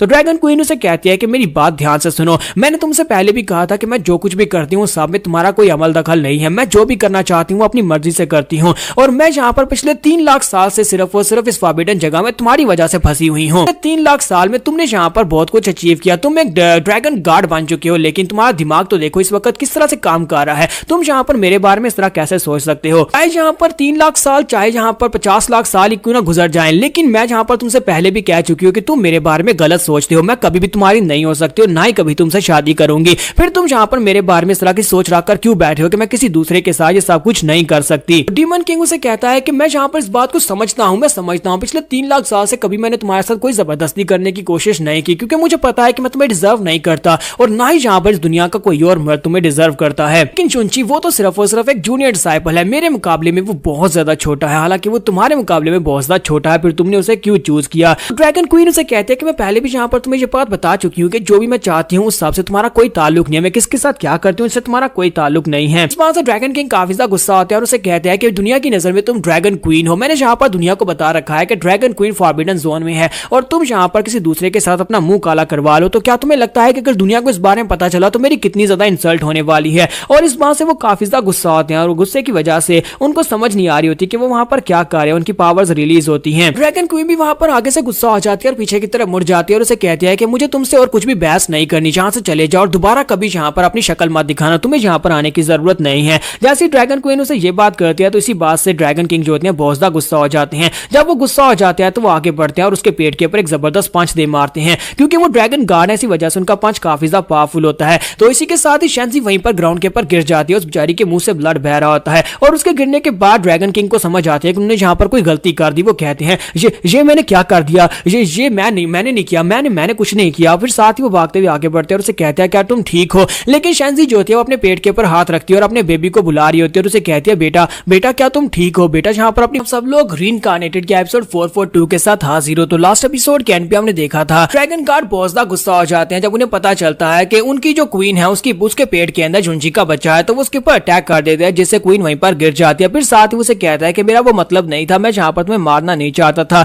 लेकिन आगे से उसकी जो क्वीन होती है वो बहुत ज्यादा गुस्सा हो जाती है और कहती है कि अपनी बकवास बंद करो, तुमने ये जानबूझकर किया है, यहाँ पर मेरे करीब आने की गलती भी मत करना। फिर साथ ही वो अपने बच्चे से पूछ रही होती है मेरे बेटे क्या तुम ठीक हो, लेकिन वो आगे से कोई भी जवाब नहीं दे रहा होता। तो इसी के साथ ही ड्रैगन गार्ड उसे कहता है कि प्लीज मुझे यहाँ पर तुम्हारी मदद करने दो शैनजी, मैं यहाँ पर तुम्हारी मदद करूंगा और तुम्हारे बच्चे को बचा सकता हूँ। जबकि वो चिल्लाकर उसे कहती है कि नहीं मुझे तुम्हारी मदद बिल्कुल भी नहीं चाहिए, यहाँ पर से दूर चले जाओ। फिर साथ ही उसे कहती है कि मैं यहाँ पर वेल ऑफ सैमसरा में जा रही हूँ। वो अपने पास एक पोर्टल ओपन करती है और कहती है कि मैं इस पोर्टल के अंदर जा रही हूँ, वापस आने के बाद मैं तुम्हारी शक्ल भी नहीं देखना चाहती। इसी के साथ ही जाने से पहले वो उसे धमकी देती है और कहती है कि अगर मेरे बेटे हिल को यहाँ पर कुछ भी हुआ, अगर मेरा बेटा मरा तो उसके बाद देखना मैं यहाँ पर लाइट को छोड़कर एक डीमन बन जाऊंगी। जिस तरह से वो लड़की डीमन बन गई थी उसी तरह मैं यहाँ पर तुम्हारी पूरी की पूरी गार्ड राम को बर्बाद कर दूंगी। मैं ड्रैगन रेस के किसी एक इंसान को भी जिंदा नहीं छोड़ूंगी। इसी के साथ ही वहां पर अंदर चली जाती है। उसके वहां पर अंदर चले जाने के बाद ड्रैगन गार्ड जो होते हैं बेचारे काफी ज्यादा अफसोस में होते हैं और साथ ही सोच रहे होते हैं कि जुंची कमीने कही कि जो तुमने क्या कर दिया। और साथ ही वहां पर एक जबरदस्त चीख मारते हैं और कहते हैं मैंने तुम्हें इतने अच्छे से ट्रीट किया, मैंने तुम्हें अपने बेटे की तरह यहाँ पर बहुत ही अच्छे से ट्रीट किया, लेकिन तुमने यहाँ पर क्या किया, मेरी क्वीन के साथ यहाँ पर जो सब कुछ कर दिया। यहीं पर से नेक्स्ट सीन जो होता है हमारा जुंची का दिखाया जाता है कि हमारा जुंची अपने घर वापस आ जाता है। उस जगह के ऊपर से होकर उस लड़की के पास से मिलकर वापस आता है और अपने पास से स्पेशल मेडिसिन निकालकर अपनी बेटी को देता है। उसकी बेटी उसे कहती है कि डैड क्या वाकई में ये काम करेगी? तो उसका डैड उसे कहता है कि हाँ ये काम करेगी। इसको डिवाइन वाटर ऑफ लाइफ और साथ में एक drop of dragons dawn jade liquid है। इसको पीने के बाद तुम्हारी इंटरनल इंजरीज ठीक हो जाएंगे और साथ ही तुम्हारी कल्टीवेशन लेवल भी बढ़ने वाली है। तो उसकी बीवी उसे कहती है कि जुंची क्या वाकई में तुम्हें लगता है कि ये वाली स्पिरिचुअल लिक्विड जो है जो काम करेंगे? हम पहले भी से बहुत सारे स्पिरिचुअल लिक्विड्स दे चुके हैं, कहीं इसके साथ से कोई नुकसान तो नहीं पहुंचेगा? तुम्हारा जुंची उसे कहता है कि नहीं नहीं, ये मेरी दोस्त ने मुझे दिया था, वो एक बहुत ही खास दोस्त है। वो यहाँ पर शेंजी की बात कर रहा था क्योंकि ड्रैगन क्वीन ने उसे ये दोनों चीजें दी थी। तो वो कहता है कि जिसने मुझे दिया था वो बहुत ज्यादा रिलायबल है, इसकी मदद से मेरी बेटी बिल्कुल ठीक हो जाएगी। और इसी के साथ ही उसे कहता है कि चलो जल्दी से इन दोनों चीजों को ले लो। और वो दोनों पिल्स जो होती हैं वो उसे दे देता है। तो उसकी बेटी जैसे वहां पर दोनों पिल्स को लेती है और उनको एब्जॉर्ब करती है तो उसी के साथ उसकी एनर्जी जो होती है वापस रिकवर होना शुरू हो जाती है। ना सिर्फ उसकी की वहां पर दोबारा से रिकवर हो रही होती है बल्कि एकदम से उसकी एनर्जी जो होती है वहां पर सर्ज होती है और एनर्जी सर्ज होने के साथ ही वो ब्रेक थ्रू कर लेती है। तो जैसे वहां पर वो ब्रेक थ्रू कर लिया, एक साथ वहां पर 4 लेवल्स को पार करने के बाद वो डायरेक्टली वहां पर डिवाइन जानरा में ब्रेक थ्रू कर लेती है और इस बात से वो काफी ज्यादा खुश होती है। उसकी मां बहुत ज्यादा हैरान होती है जबकि वो कहती है कि डैडी ये क्या हो गया, मैंने यहाँ पे इतनी तेजी से ब्रेक थ्रू कैसे कर लिया? तुम्हारा जुंची उसे कहता है कि बेटा मैंने तुम्हें कहा था ना कि वो मेडिसिन बहुत ज्यादा स्पेशल है, सब कुछ मेरी उस डिवाइन वर्ल्ड की दोस्त की वजह से हुआ है, कि गार्ड राम की उस दोस्त की वजह से हुआ है जहां पर से मैं स्पेशल मेडिसिन लेकर आया था। तो वो उसे कहती है कि डैडी आप जहां पर गार्ड वर्ल्ड की बात करते हैं क्या वाकई में वो गार्ड्स की दुनिया जो है बहुत ज्यादा खूबसूरत और बहुत ज्यादा बड़ी है? क्या वो बहुत ज्यादा अच्छी दुनिया है? तो उसके डैड उसे कहते हैं कि हाँ वो बहुत ज्यादा खूबसूरत भी है लेकिन वो बहुत ज्यादा खतरनाक भी है, फिलहाल के लिए तुम उसके बारे में बात मत करो। वहां पर जिसके पास ज्यादा स्ट्रेंथ होती है सभी लोग सिर्फ और सिर्फ उसी की रिस्पेक्ट करते हैं। इसी के साथ ही उसे बाहर से आवाज आती है, कोई उसे कहता है कि ब्रदर जुंची तुम्हें जल्दी से आना होगा, यहाँ पर कुछ वाइल्ड बीस्ट ने अटैक कर दिया है जो कि बहुत ज्यादा बेजर्क हो चुके हैं। तुम्हारा जुंची जल्दी से उठकर भागता हुआ बाहर जाता है और कहता है ऐसा कैसे हो सकता है, फिर से यहाँ पर वाइल्ड बीस्ट ने अटैक कैसे कर दिया? और वो अपनी बेटी से कहता है कि तुम लोग यहीं पर रुको, मैं अभी जाता हूँ, जाकर इस मसले को सुलझा कर आता हूँ। लगता है कि फिर से यहाँ पर कुछ बेजर्क बीस्ट आ गए हैं जिनके अंदर इवल एनर्जी आ गई है। उनसे पूछता है कि यहाँ पर अटैक कहाँ पर हुआ है? तो वो लोग उसे बताते हैं कि हर तरफ अटैक हो रहा है। तुम्हारा जुंची जो होता है वहां पर से बाहर निकलता है, आसमान की तरफ देखता है, वहां पर उसे रेड कलर की एनर्जी चमकती हुई दिखाई देती है। फिर साथ उसे वहां पर एक मेमोरी याद आती है कि उसे एक लड़की ने कहा था, एक लड़की जो कि इस वक्त सोंग स्नो राम एक बहुत ही ठंडे पानी की झील है जिसके अंदर बैठकर वहां जुंची ने कल्टीवेट भी किया था। उस झील की गहराई में जहां पर गहराई के अंदर एक लड़की थी जो ट्रैप थी, उस लड़की ने उसे कहा था कि मैं मेरे पास यहाँ पर आना, मैं तुम्हें यहाँ पर तुम्हारी पावर्स के बारे में बताऊंगी और तुम्हें यह भी बताऊंगी कि वो क्रिम्सन क्रैक्स क्या है। और जब क्रिम्सन क्रैक्स यहाँ पर अपीयर होंगे और जब हर तरफ से यहाँ पर स्पिरिचुअल बीस्ट जो है वो बेजर्क होना शुरू हो जाएंगे तब तुम्हें मेरे पास आना होगा, मैं तुम्हें सारी की सारी सच्चाई बताऊंगी। तुम्हारे पास यहाँ पर इवल गार्ड्स की पावर है, अब तुम्हें यहाँ पर इसकी रिस्पॉन्सिबिलिटी भी उठानी पड़ेगी। जिसके पास इवल गार्ड्स की पावर होंगी उसे यहाँ पर इवल गार्ड्स की पावर्स को यूज करते हुए बुराई को हराना होगा। जुंची इस बात को याद करता है और कहता है कि मुझे लगता है कि मुझे जल्दी से जल्दी सोंग स्नो राम में जाना होगा इससे पहले कि वो क्रिम्सन क्रैक और ज्यादा बढ़ जाए। तो यहीं पर से नेक्स्ट सीन जो होता है सोंग स्नो राम का दिखाया जाता है जहां पर मास्टर मो बिंगजान जो होती है अपनी सिस्टर के पास आती है और उसे कहती है कि सिस्टर बुरी खबर है। उसके सिस्टर उसे कहती है कि अब यहाँ पर क्या हो गया? तो वो उसे कहती है कि सिस्टर तकरीबन आधा घंटा पहले एक बहुत ही बड़ी बीस्ट टाइड सडनली पता नहीं कहां पर से अपीयर हुई। वो eastern part northern ice phoenix empire में अपीयर हुई है। सिर्फ और सिर्फ आधे घंटे में उसने पूरे कंट्री के 10% एरिया को बुरी तरह से मुतासिर किया और बहुत सारे लोग मारे गए और बहुत सारे लोग जो है ग्रेट डिजास्टर की चपेट में आ गए हैं। मिस मो जानजिन उसकी बात सुनने के बाद काफी ज्यादा हैरान होती है और कहती है क्या यहाँ पर बीस्ट टाइड उस जगह के ऊपर कैसे आ सकती है? तो वो कहती है कि मुझे इस बारे में नहीं पता, ये बात अभी तक अननोन है। लेकिन ज्यादा मिस्टीरियस बात तो यह है कि वहां पर वो सारे के सारे बीस्ट जो है उन्हीं की उसी की टेरिटरी के यानी उसी कंट्री के रहने वाले हैं। वो सारे के सारे बीस्ट बहुत ज्यादा शांत थे लेकिन अचानक से आधा घंटा पहले वो सारे के सारे बहुत ज्यादा वायलेंट हो गए। उनकी एनर्जी जो थी वो डिमोनिक एनर्जी में चेंज हो गई और उन्होंने यहाँ पर इंसानों के ऊपर अटैक करना शुरू कर दिया। साथ ही वो बिंगजान उसे कहते हैं कि सिस्टर मुझे लगता है कि यहाँ पर दुनिया में बहुत ज्यादा बड़ी चेंजिंग आने वाली है। इस वक्त फ्लेम गार्ड राम के अंदर भी इसी तरह की एक बीस्ट टाइड का सामना किया जा रहा है। वहां पर भी बहुत सारे बीस्ट बेजर्क हो चुके हैं और वो लोग भी वहां पर अटैक करना शुरू कर चुके हैं। तो उसकी बड़ी सिस्टर उसे कहती है कि मैं यहाँ पर तुम सभी लोगों से यही कहना चाहती हूँ कि सभी लोग यहाँ पर वार के लिए रेडी हो जाओ, जितने भी डिसाइपल्स हैं सभी को तैयार करो, हम सभी लोग यहाँ पर जंग करने वाले हैं। तो मो बिंगजान उसे कहते हैं कि सिस्टर इस बात का क्या मतलब है, हम लोग किससे जंग करने वाले हैं। तो वो उसे कहते हैं कि मैं तुम्हें बताती हूँ कि हमें किससे जंग करनी है। मो जानजिन उसे कहता है कि मैं यहाँ पर तुम सभी लोगों को बैटल के लिए इसलिए तैयार कर रही हूँ क्योंकि मुझे लगता है कि वो जो आसपास के बीस्ट टाइड्स है, यानी कि वहां पर जो बीस्ट का बिजर्क होना है, वो तो सिर्फ और सिर्फ सुपरफिशियल बात है। कोई यहाँ पर हमें जाल फंसाने की कोशिश कर रहा है, वो चाहता है कि हम लोग सभी अपनी फोर्सेज को वहां पर भेजें उन बीस्ट से फाइट करने के लिए, और उसके बाद पूरे की पूरी गार्ड राम जो है वहां पर इसके चपेट में आ जाएगी और सभी के ऊपर वो निकलकर अटैक कर देगा। क्या तुम्हें पता है कि यहाँ पर एक बहुत ही ब्लैक कलर का स्ट्रेंज सा हो रहा है जो कि यहाँ पर पूरे की पूरी ईस्टर्न डिवाइन रीजन और उसके साथ साथ साउथर्न डिवाइन रीजन और वेस्टर्न डिवाइन रीजन उसको पूरी तरह से कवर कर रहा है। तो ये बात सुनने के बाद बिंगजान आगे से बिल्कुल खामोश होती है। तो मो जानजिन उसे कहती है कि मुझे लगता है कि हम सभी लोगों को यहाँ पर इस वक्त नॉर्दर्न डिवाइन रीजन की तरफ ध्यान रखना चाहिए, क्योंकि नॉर्दर्न डिवाइन रीजन के ऊपर हम लोगों ने, हम बाकी के तीनों डिवाइन राम्स जो थी उन लोगों ने उसके ऊपर एक सील लगा दी ताकि उन लोगों को वहां पर सील कर दिया जाए और वो लोग वहां पर से कभी बाहर ना निकल सके। लेकिन मुझे लगता है कि इस केओस का फायदा उठाकर वहां पर से वो निकलने की कोशिश करेंगे। तो मैं बिंगजान उसकी बात सुनने के बाद उसे कहता है कि सिस्टर कहीं तुम ये तो नहीं कह रही कि यहाँ पर जितने भी बीस्ट हैं वो सारे के सारे बिजर्क सिर्फ इसलिए हो रहे हैं क्योंकि इस सब के पीछे नॉर्दर्न डीमन राम का हाथ है। नॉर्दर्न डीमन राम के लोगों का इस सब से क्या ताल्लुक हो सकता है। तो मिस जानजिन उसे कहते हैं कि मैं यहाँ पर डायरेक्टली उनके ऊपर इल्जाम तो नहीं लगा रही, लेकिन मुझे लगता है कि यहाँ पर जो डार्क कोरा हमारे बाकी के सभी रीजन्स को कवर कर रहा है, मुझे लगता है कि उसका कोई ना कोई कनेक्शन यहाँ पर डीमन राम के साथ तो जरूर है। नॉर्दर्न डीमन राम को हम ही लोगों ने वहां पर सील किया था और मुझे लगता है कि वो लोग अपना बदला लेने के लिए सब कुछ कर रहे हैं। मुझे फिलहाल के लिए उनके मकसद तो नहीं पता, लेकिन मुझे लगता है कि हमें यहाँ पर सबसे पहले बैटल के लिए तैयार होना होगा, क्योंकि हमारी सोंग स्नो राम जो है वो नॉर्दर्न रीजन के बहुत ज्यादा करीब है और डीमन राम के भी बहुत ज्यादा करीब है। तो मो बिंगजान उसे कहते हैं कि सिस्टर तुम्हें बिल्कुल परेशान होने की जरूरत नहीं, मैं अभी जाकर अपने सभी डिसाइपल्स को तैयार करती हूँ कि हम सभी लोग बैटल के लिए तैयार होंगे, क्योंकि हमारे फादर को भी नॉर्दर्न डीमन राम के लोगों ने मार डाला था और वो लोग हमारे जो है प्योर दुश्मन है और हम उनमें से किसी एक को भी जिंदा नहीं छोड़ेंगे अगर वो लोग हमारे पर अटैक करने के लिए आएंगे। तो चाहे मुझे यहाँ पर अपनी जान ही क्यों ना सैक्रिफाइस करनी पड़े, लेकिन मैं किसी एक डीमन को भी सोंग स्नो राम में कदम नहीं रखने दूंगी। और यहाँ पर हमारी एपिसोड 442 का एंड हो जाता है। तो एपिसोड की एक्सप्लेनेशन अच्छी लगी हो तो कमेंट करके जरूर बताइएगा, वीडियो को लाइक करना मत भूलिएगा। Thank you. तो गाइस कैसे हैं आप सब लोग। गॉड्स राम यानी रीइंकार्नेटेड के एपिसोड 443 के साथ हाजिर हो। तो लास्ट एपिसोड के एंड पे हमने देखा था कि डिजास्टर उनके सर के ऊपर आ चुका है, क्योंकि वहां पर हर जगह के ऊपर 20 बिजर्क होते जा रहे हैं। तो उसी के साथ हमें यहाँ पर इटर्नल स्काई पर यानी कि वहां पर ईस्टर्न गार्ड राम का सीन दिखाया जाता है, जहां पर ईस्टर्न गार्ड जो होते हैं वहां पर अपने स्काई पर्ल के अंदर से अपने दोनों मास्टर्स को बुलाते हैं। तो व्हाइट मास्टर और ब्लैक मास्टर दोनों वहां पर से बाहर निकलते हैं और उसे कहते हैं कि माय लॉर्ड आपने जहां पर हम दोनों का समन किया, इसका मतलब यह कोई बहुत ही जरूरी बात हो सकती है। तो मास्टर उन लोगों से कहते हैं कि हाँ यहाँ एक बहुत ही जरूरी बात है, इसी वजह से तुम दोनों को यहाँ पर बुलाया गया है। और ये बड़ी बात सिर्फ और सिर्फ हमारे ईस्टर्न गार्ड टेरिटरी से नहीं बल्कि पूरी की पूरी गार्ड राम के रिलेटेड है और पूरी की पूरी गार्ड राम से इफेक्टेड होने वाली है। तो ये बात सुनने के बाद दोनों मास्टर काफी ज्यादा हैरान होते हैं। तो इसी के साथ ही वो उनको बताते हैं कि मैं यहाँ पर चाहता हूँ कि तुम लोग मेरे लिए यहाँ पर एक काम करो, इसी वजह से तुम दोनों को मैंने यहाँ पर बुलाया है। तो वो उससे पूछते हैं कि सर यहाँ पर जो बड़ा डिजास्टर ये क्या है और किस तरह ये यहाँ पर फैलने वाला है। तो इसी के साथ ही डिवाइन गार्ड उन्हें बताते हैं कि तुम्हें पता ही होगा कि वहां पर ईस्ट की तरफ एक बड़ा क्रैक अपीयर हुआ है जिसे क्रिम्सन क्रैक कहते हैं। ये सब कुछ उसके रिलेटेड है, उसकी वजह से यहाँ पर बहुत सारे 20 बिजर्क होते जा रहे हैं। तो दोनों मास्टर जो होते हैं उसे कहते हैं क्या वाकई में क्रिम्सन क्रैक का और ज्यादा बढ़ चुका है और क्या उसके अंदर से जो निकलने वाली पावर्स हैं वो इतनी ज्यादा डार्क हो चुकी हैं। तो ईस्टर्न गार्ड उन लोगों से कहते हैं हाँ बिल्कुल ऐसी बात है। आज से 3 साल पहले मैंने और ब्रह्मा गार्ड ने हम दोनों ने मिलकर यहाँ पर काफी सारे हिसाब लगाए थे, लेकिन आज 3 साल के बाद हम लोग यहाँ पर उन सारे के सारे हिसाबों को पीछे छोड़ चुके हैं, क्योंकि क्रिम्सन क्रैक के अंदर से निकलने वाली पावर जो है वो इतनी खतरनाक है कि उन्होंने यहाँ पर आसपास की जितनी टेरिटरीज है उन सभी में बीस्ट को बेजर करना शुरू कर दिया है। फिलहाल के लिए तो यहाँ पर सिर्फ और सिर्फ मिस्टीरियस बीस्ट से इफेक्ट हो रहे हैं, यानी कि वो सिर्फ और सिर्फ बेजर्क हो रहे हैं, लेकिन क्या पता कल को यहाँ पर इंसान बेजर्क होना शुरू हो जाए। जब यहाँ पर इंसान बेजर्क होना शुरू हो जाएंगे तो फिर खुद ही हिसाब लगाकर देख सकते हो कि इंसान यहाँ पर पागल होने के बाद क्या कर सकते हैं। इसी वजह से हमें यहाँ पर इसको रोकना होगा, हमें इस बड़े डिजास्टर को रोकना ही पड़ेगा। तो दोनों मास्टर कहते हैं कि लेकिन सर हम लोग यहाँ पर इस बड़े डिजास्टर को कैसे रोकेंगे। तो ईस्टर्न गार्ड उन लोगों से कहता है कि मैं यहाँ पर चाहता हूँ कि मास्टर तायो तुम जल्दी से यहाँ पर से जाओ, जितने भी हायर लेवल की गार्ड राम्स हैं उन सभी में जाकर उन सभी से कहो कि तो उनके पास जितने भी किंग लेवल के गार्ड्स हैं और जितने भी डिवाइन राम के गार्ड्स हैं उन सभी से कहो कि अपनी फुल पावर्स को रिलीज करें। हम लोग यहाँ पर एक बड़ी सी फॉर्मेशन क्रिएट करने वाले हैं,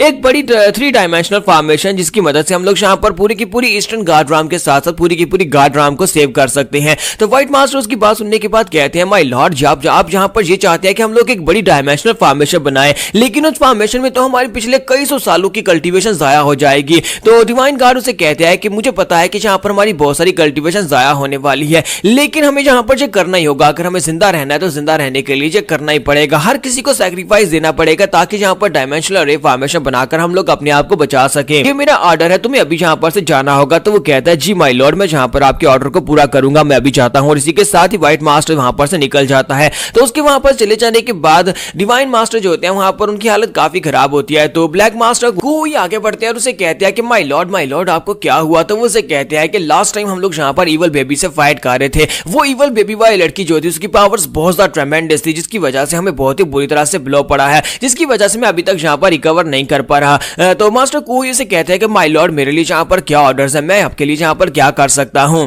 तो मास्टर उसे कहता है कि मैंने जहां पर इसलिए तुम्हें समन किया है क्योंकि मेरी बॉडी के अंदर जो बचा कुचा इवल बेबी का पॉइजन है मैं उसको निकालना चाहता हूं, मैं उसको रिफाइन करना चाहता हूं, लेकिन उसके लिए मुझे जहां पर ड्रैगन क्वीन की मदद लगेगी। मैं चाहता हूं कि तुम इस वक्त जाओ ड्रैगन किंग के पास, जाओ जाकर उनके सामने रिक्वेस्ट रखो, उन्हें कहो कि हमें जहां पर अपने मास्टर को रिकवर करवाने के लिए ड्रैगन क्वीन की मदद की जरूरत है। अगर वो मेरी मदद करती है तो मैं जल्दी से रिकवर कर जाऊंगा और उसके बाद हम लोग उस क्रिम्सन क्रैक को बंद करने के बारे में सोचेंगे और साथ ही डायमेंशनल अरे फॉर्मेशन को कंप्लीट करने के बारे में सोचेंगे। तो मास्टर कोई उसे कहते हैं कि सर आपके लिए कुछ भी, और इसी के साथ ही वो भी वहां पर से चले जाते हैं ताकि जाकर ड्रैगन किंग से इस बारे में बात कर सके। तो यहीं पर से नेक्स्ट सीन जो होता है हमें लोअर राम का दिखाया जाता है, ब्लू पोल स्टार का, जहां पर 20 जो होते विजर्क हो चुके थे और हमारा जुंची जो होता है वहां पर अपनी पावर्स को रिलीज करते हुए उन सभी बीस्ट को कंट्रोल कर रहा होता है। तो अपनी व्हाइट लाइट को रिलीज करता है और उन सभी बीस्ट को कंट्रोल करता है। तो हीलिंग उसे कहती है कि मास्टर आपको क्या लगता है कि ये सब कुछ किससे रिलेटेड है, आपको क्या लगता है कि इसका स्रोत कहां पर है, क्या यहां पर इसी कैंगजुन कॉन्टिनेंट के ऊपर यानी इस ब्लू पोल स्टार के ऊपर इसका स्रोत है। तो वहां जुंची उसे कहता है नहीं नहीं, ये सारी की सारी जो इवल पावर्स हैं ये यहां पर से नहीं आ रही, बल्कि इस सब का ताल्लुक गार्ड राम्स के साथ है।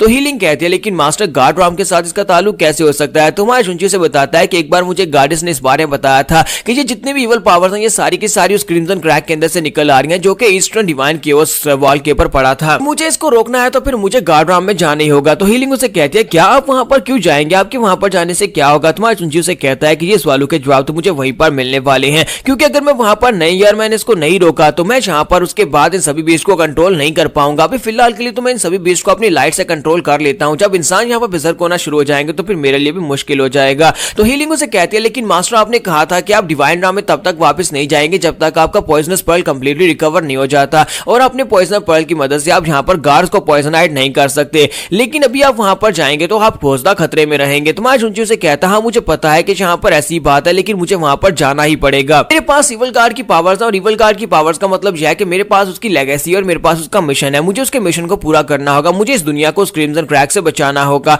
हाँ मुझे पता है कि बाकी के सभी गार्ड जो है उन सभी को इस बारे में पता है कि मैं मर चुका हूं, जबकि उन सभी को पता है मैं मर चुका हूं, और साथ ही वो सभी लोग इस क्रिम्सन क्रैक की वजह से बहुत ज्यादा चिंतित हैं, इसी वजह से किसी का मेरे पर ज्यादा ध्यान नहीं जाएगा। मैं अपनी पावर्स को वहां पर छुपा कर जाऊंगा और साथ ही अपने आप को वहां पर किसी दूसरे रूप में लेकर जाऊंगा ताकि कोई मुझे पहचान ना पाए।